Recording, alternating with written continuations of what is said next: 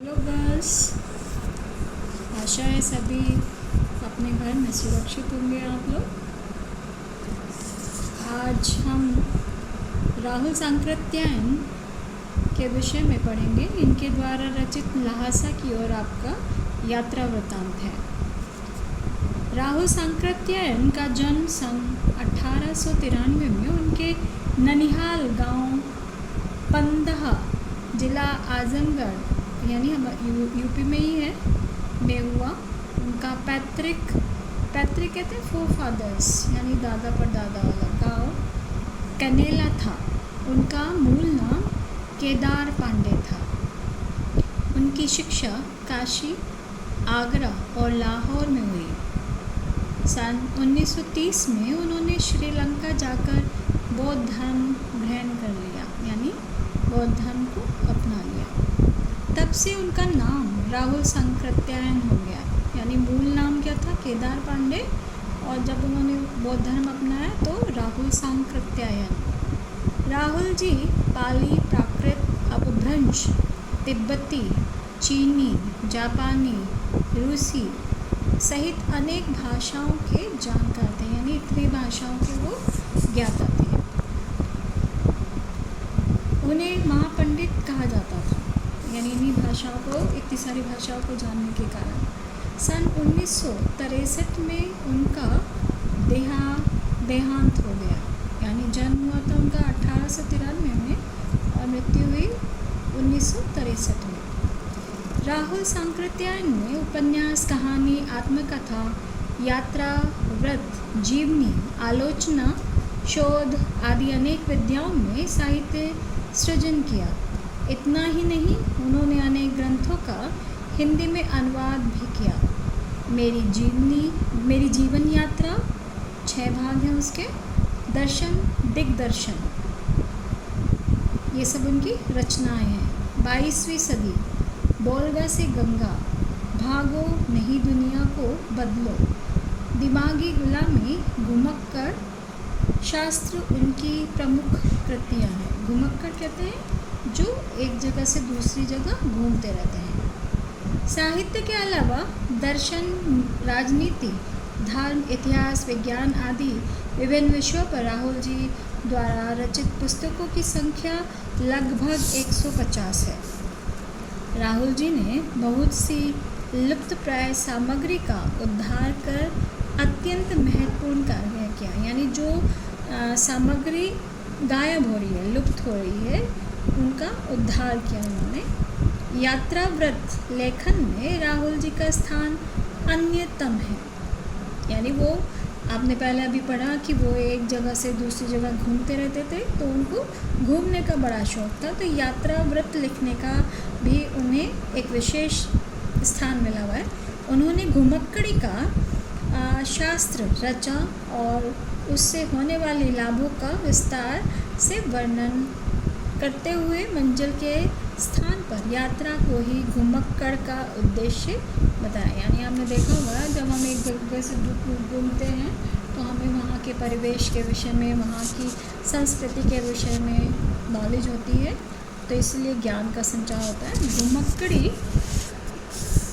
से मनोरंजन, ज्ञानवर्धन एवं अज्ञात स्थानों की जानकारी के साथ साथ भाषा एवं संस्कृति का भी आदान प्रदान होता है। यानी ये आपको आपका यात्रा करने से ज्ञानवर्धन, मनोरंजन, अज्ञात यानी जो अनजान जगह हैं उनकी आपको जानकारी मिलती है। वहाँ की भाषा, वहाँ की कल्चर, संस्कृति का भी आदान प्रदान। राहुल जी ने विभिन्न स्थानों के भौगोलिक वर्णन के अतिरिक्त वहाँ के जनजीवन की सुंदर झांकी प्रस्तुत की है। यानी वहाँ की जलवायु, भौगोलिक स्थिति। आज जो हम पढ़ेंगे पाठ यात्रा वृत्तांत ल्हासा की ओर, संकलित अंश राहुल जी की प्रथम तिब्बत यात्रा से लिया गया है, जो उन्होंने सन 1929 से 30 में नेपाल के रास्ते से की थी। उस समय भारतीयों को तिब्बत यात्रा की अनुमति नहीं थी, इसलिए उन्होंने ये यात्रा एक भिखमंगे के छंदक वेश में की थी। यानी जो उन्होंने वेश धारण किया था, यानी एक भिखमंगे के रूप में वो वहाँ गए थे। इसमें तिब्बत की राजधानी ल्हासा की ओर जाने वाले दुर्गम रास्तों का वर्णन है। उन्होंने बहुत ही रोचक शैली में इसका वर्णन किया है। यह यात्रा वृत्तांत से हमें उस समय के तिब्बती समाज के बारे में जानकारी मिलती है। यानी इस चैप्टर से आपको वहाँ उस समय तिब्बत का समाज कैसा था, कैसे लोग रहते थे, उस समय की हमें जानकारी मिलती है। वह नेपाल के रास्ते जाने का मुख्य रास्ता है। फरी कलिम्पोंग का रास्ता जब नहीं खुला था तो नेपाल ही नहीं, हिंदुस्तान की भी चीज़ें इसी रास्ते तिब्बत जाया करती थी। यह व्यापारिक ही नहीं, सैनिक रास्ता भी था। यानी आप बिज़नेस तो करते ही थे, सामान आना जाना तो होता ही था, लेकिन ये सैनिक रास्ता भी था। इसलिए जगह जगह पर फौजी चौकियाँ और किले बने हुए थे। यानी जो आर्मी थी वो उनमें रहा करती थी, जिनमें कभी चीन पलटन रहा करती थी। आजकल बहुत से फौजी मकान गिर चुके हैं। दुर्ग के किसी भाग में जहाँ किसानों ने अपना बसेरा बना लिया, यानी अब उन दुर्गों में किसान रहने लगे हैं। वहाँ घर कुछ आबाद दिखाई पड़ते हैं, यानी वहाँ थोड़ी सी लोगों की रहने की आबादी है। ऐसा ही परित्यक्त यानी छोड़ा हुआ एक चीनी किला था। हम वहाँ चाय पीने के लिए ठहरे। तिब्बत में यात्रियों के लिए बहुत सी तकलीफ़ें भी हैं और कुछ आसान आराम की बातें भी हैं। यानी जल्दी से वहाँ आपको नहीं मिलता। यदि आपकी पहचान है तो आपके लिए सब कुछ आसान है। वहाँ जाति पाति छुआछूत का सवाल नहीं होता, यानी भेदभाव नहीं माना जाता। वहाँ की जो औरतें वो पर्दा नहीं करती हैं।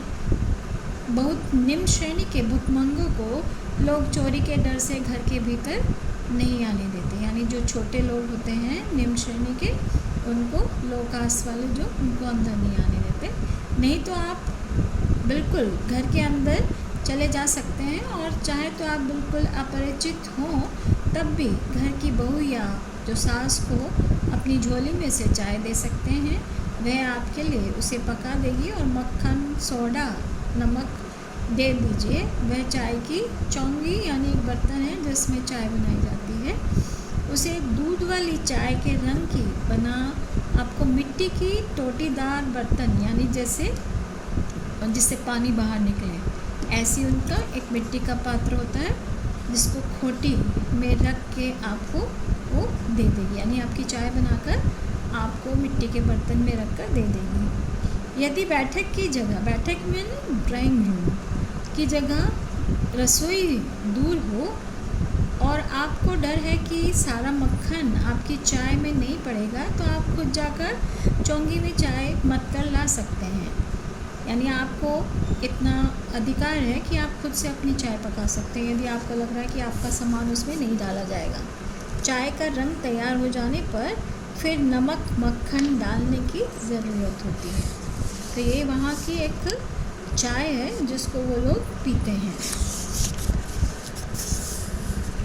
परित्यक्त चीनी किले से जब हम चलने लगे तो एक आदमी राहदारी मांगने लगा और हमने उसे चिट दे दी। यानी वहाँ पर एंट्री करने के लिए एक पेपर होता है जो मजिस्ट्रेट के द्वारा उस पर सिग्नेचर होते हैं, तो वो देना होता है। शायद उसी दिन हम थोंगला के पहले के आखिरी गांव में पहुंच गए थे। यानी थोंगला का जो आखिरी गांव था वहाँ हम पहुँच गए थे।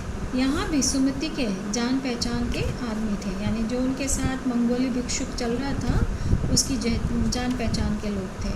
और भिखमंगे रहते हुए भी ठहरने के लिए अच्छी जगह मिली। यानी जो उन्होंने वेश धारण करा था भिखमंगे का, और एक जो उनके साथ सुमति चल रहे थे, भिक्षुक चल रहे थे, उनकी वजह से उनको ठहरने के लिए जगह मिल गई। 5 साल बाद हम उसी रास्ते लौटे थे और भिखमंगे नहीं, एक भद्र यात्री के वेश में घोड़े पर सवार होकर आए थे। यानी जब 5 साल बाद गए तो उसी रास्ते थे, तो इस बार लेखक भिखमंगे नहीं बल्कि एक अच्छे सज्जन व्यक्ति की वेशभूषा में घोड़े पर सवार होकर गए थे। किंतु उस वक्त किसी ने हमें रहने के लिए जगह नहीं दी और हम गांव के एक सबसे गरीब झोपड़ी में ठहरे थे। यानी जब उनके साथ उनका मित्र चल रहा था तो भिखमंगे के वेश में थे तो उन्हें ठहरने के लिए जगह मिल गई थी, लेकिन उसके बाद जब वो एक साधारण व्यक्ति की वेशभूषा में जा रहे थे तो उनको वहाँ पर ठहरने की जगह है, क्योंकि उनके साथ वहाँ का कोई परिचित नहीं था, तब उन्हें झोपड़ी में रहना पड़ा। बहुत कुछ लोगों की उस वक्त की मनोवृत्ति यानी मन की धारणा पर ही निर्भर है। खासकर शाम के वक्त झंग पीकर बहुत कम होश हवास को दुरुस्त रखते हैं, यानी जंग वहाँ का एक नशीला पदार्थ जो वो पीते हैं और वो सब बेहोश हो जाते हैं। आज हम यहीं तक करेंगे, इसके अगला हम नेक्स्ट वीडियो में करेंगे। तब तक के लिए धन्यवाद।